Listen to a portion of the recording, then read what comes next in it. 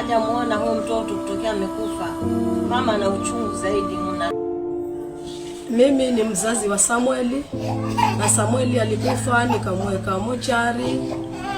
Akaekwa mochari ya Mombasa, alafu nikamchukua kampeleka mochari ya Kilifi. Lakini saa hii mochari ya Kilifi haina Samueli ambaye ni mtoto wangu. Kwa hivyo ninataka serikali iingilie kati, kwa sababu sijampata Samueli mimi. Okay, afe. Sijampata mwanangu. Nataka nimpate mwanangu. Fukia. Mimi ndiye babake Samuel. Samuel kutoka mochari Mombasa, Coast General, kisha nikamchukua kumpeleka Kilifi Referral Hospital mochari. Kisha nikamchukua nikamzike, sikumuona Samuel.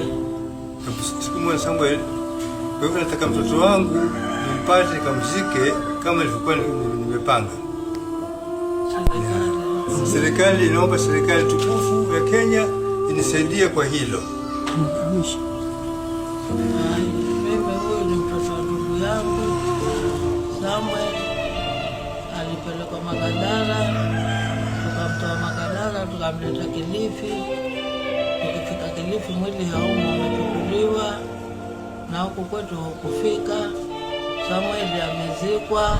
Sasa hatukumuona, hatujui ni Samuel, hatujui ni nini, hatukumuona na Kilifi mochari hayupo.